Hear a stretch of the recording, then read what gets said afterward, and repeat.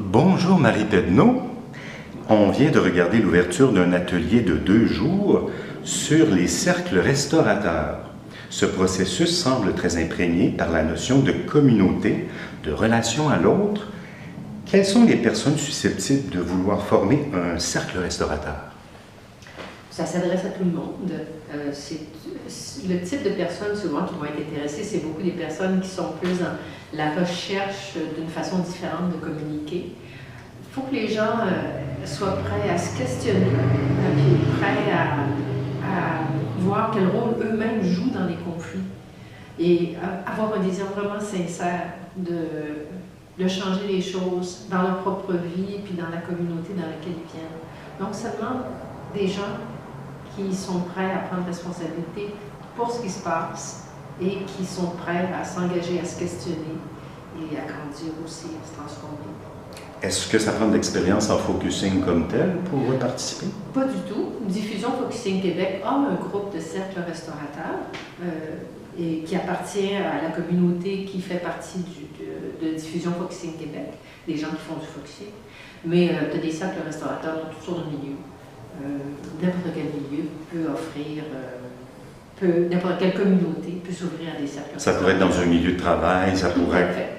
Tout à fait. Milieu de travail, un voisinage. On peut s'entendre des gens qui travaillent à une garderie ou des gens qui fréquentent une garderie, dont les enfants fréquentent la même garderie. Dans une école, il y a des endroits où il y a des cercles restaurateurs dans les écoles, même pour les enfants. Ah oui? Oui, oui, oui.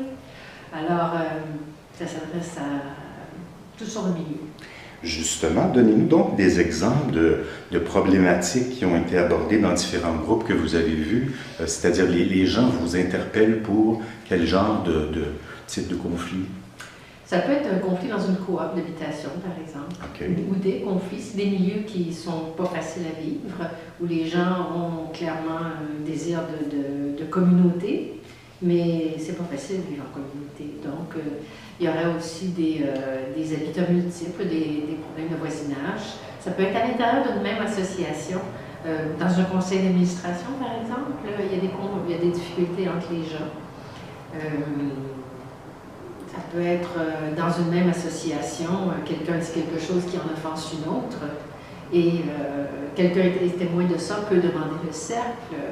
Alors, des relations entre les femmes et les hommes, des choses plus banales, relativement, je ne sais pas moi, à des problèmes du quotidien, qui fait la vaisselle. Ah, ça peut aller même jusqu'à la famille. Ah oui, oui, tout à fait. Il faut que ce soit la famille étendue. On s'entend s'il y a papa, maman puis enfant, c'est pas...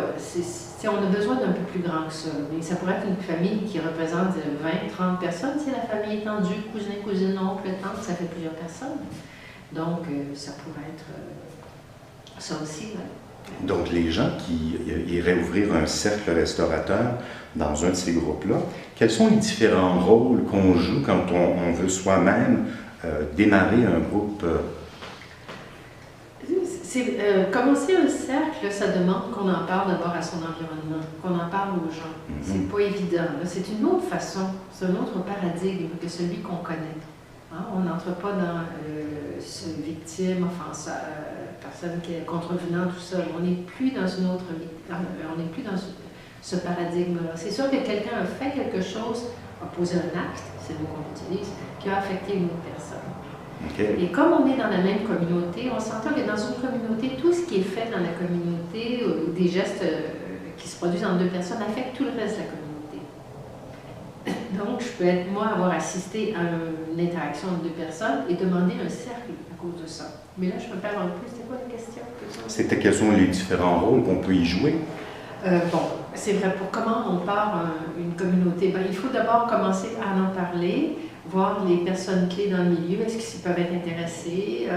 Ensuite, on trouve un lieu. Une façon aussi de s'assurer que quelqu'un qui demande un cercle, disons, on peut avoir une boîte ou un courriel neutre où on envoie sa demande. Et là, le processus va s'enclencher. Il y a des gens qui prennent la demande et qui la soumettent à des facilitateurs qui, eux, vont enclencher le processus de cercle. Ceux ou celles qui voudraient justement se former pour créer des groupes, des cercles restaurateurs, Est-ce que, comme l'atelier qui se déroule ici en fin de semaine est un prérequis, est-ce qu'on doit quand même se former à ça? On peut aller à Diffusion DFQ, Diffusion Francophonie Québec. On offre d'aller dans les communautés. Les gens peuvent nous inviter à aller chez eux, puis on va leur montrer comment on fait ça. C'est sûr que nous, notre posture, c'est pas la posture de l'expert. On arrive avec, voici un système qu'on pense qui peut marcher. On va vous montrer comment ça fonctionne et tous les membres de la communauté sont invités à participer, puis peut-être même à faciliter. C'est sûr qu'il y a des gens qui ont plus l'inclinaison, qui vont avoir plus tendance à vouloir jouer ce rôle-là, mais tous les membres de la communauté sont invités à participer à part égale. Quand on arrive dans un cercle, tout le monde est... on n'arrive pas avec son chapeau de policier on n'arrive pas avec son uniforme. On est juste ou d'un autre rôle. Là. On ne s'impose pas. On ne s'impose pas. C'est très égalitaire. Oui, c'est ça. Au-delà de la formation initiale, pour ceux et celles qui vont faire l'atelier, il y aurait, mettons, la naissance d'un nouveau groupe. Vous disiez en entrée de jeu que vous proposez du soutien à ces participants-là éventuellement. Quelle sorte de soutien en cours de route on peut recevoir de vous, Solange et peut-être d'autres personnes? Bien, c'est ça. Si les gens qui sont ici, qui ont fait la formation, ça mijote, peut-être qu'ils vont vouloir partir un cercle, oui, un groupe, là, un système dans la communauté. Alors, on peut les guider à leur dire, bon, ben, écoute, commence à en parler, puis s'il y a des gens intéressés dans la communauté, on va rencontrer ces gens-là. Et puis là, on leur parle un peu de ce que ça nécessite, là, de comment ça fonctionne un cercle. Et on peut revenir à quelques reprises, les soutenir dans ces efforts-là. C'est bien. Ouais.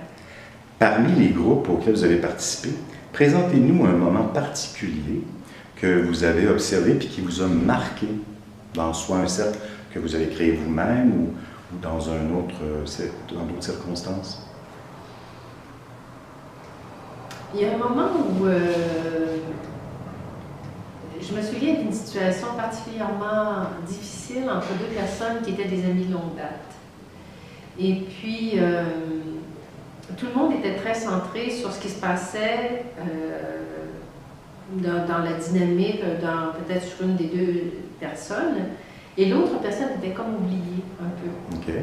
Et cette personne-là était comme en retrait, mais on ne s'en rendait pas compte. Et là, quelqu'un a dit à cette personne-là, quelqu'un du cercle dit « Moi, je m'inquiète pour toi qui ne parle pas. » Et pour cette personne-là, ça a fait un changement majeur. Ça lui a permis d'exprimer des choses extrêmement douloureuses qui appartenaient à son histoire. Et ça, moi, ce que ça a montré, c'est qu'entre ces deux personnes-là qui étaient des amies, elles n'étaient pas capables de se parler, de l'aborder seule à seule, la dynamique. Ça faisait quelques années qu'il y avait des problèmes dans la relation. Mais avec le soutien de la communauté, parce qu'elles ont été portées par la communauté, elles ont pu se parler de ces choses-là. Alors ça, c'est quelque chose que je vois régulièrement. Je vois, mon Dieu, ce que je vois presque toutes les fois.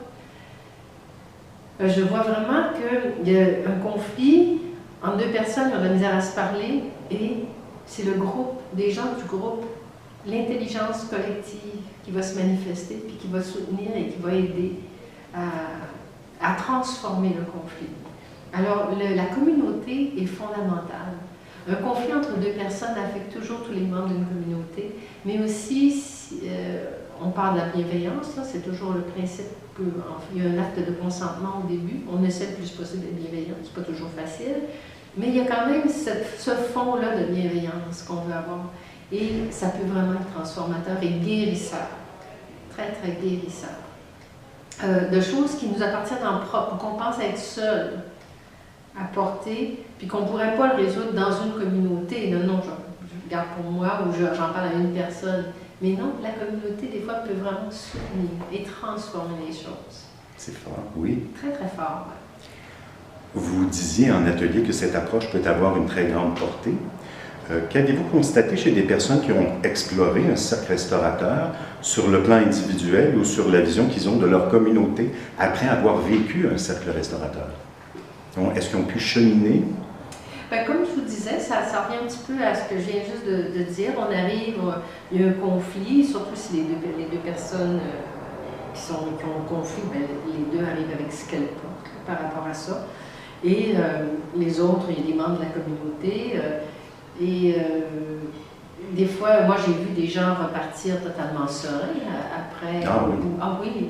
Oui, des fois, ça va faire ça. Ou des fois, c'est juste transformé. Il y a comme un changement en soi qui se produit là, dans notre perception de la communauté ou des autres personnes, comment je me positionne par rapport aux autres. Les autres sont des gens dangereux, ou les autres sont des ennemis, ou les autres sont à faire attention. On peut vraiment comme modifier sa vision parce qu'on entend. Même si, tu sais, on reflète dans le cercle. Alors, si la personne qui se sent blessée par une parole que j'ai dite ou elle le dit, elle me demande de lui refléter, moi, en le disant, des fois, je vais prendre conscience de certaines choses. Hein? C'est ça, son point de vue. Hein? Je ne l'avais pas vu. Hein? Alors, il se crée... Une transformation positive. Souvent, oui. On s'entend, on s'écoute. Parce que le processus ABA, qui est le processus qu'on utilise, A parle, demande à, disons, B de lui refléter ce qu'elle dit.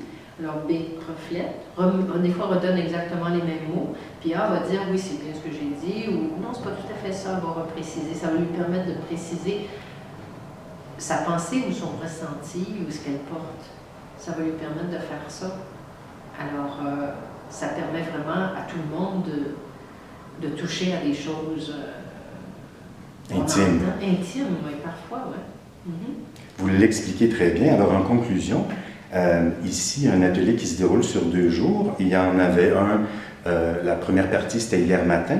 Quand vous voyez les participants d'un atelier arriver pour la première fois, parfois les gens ne se connaissent pas, quand ils quittent en fin d'après-midi, quand vous les regardez dans les yeux, dites-nous ce qui vous frappe le plus. Qu'est-ce qui s'est passé dans leur expérience à la fin d'un atelier que vous remarquez? J'aime que vous me posiez la question parce qu'hier, justement, il s'est passé dans la fin de l'après-midi une personne qui a pitonné pendant un bon bout de temps son cellulaire durant la journée. Okay. De toute évidence, il y avait quelque chose qui ne fonctionnait pas toujours. Elle le nomme. Elle a senti qu'elle pouvait le nommer. Elle dit, moi, j'ai une frustration par rapport à telle et telle chose. Donc, elle sent qu'elle peut le nommer puis que ça va être entendu. Et en effet, pendant la dernière heure ou deux de l'après-midi, ça créait un malaise. Tout le monde devient un petit peu mal à l'aise, elle n'est pas contente. Puis, les gens essayaient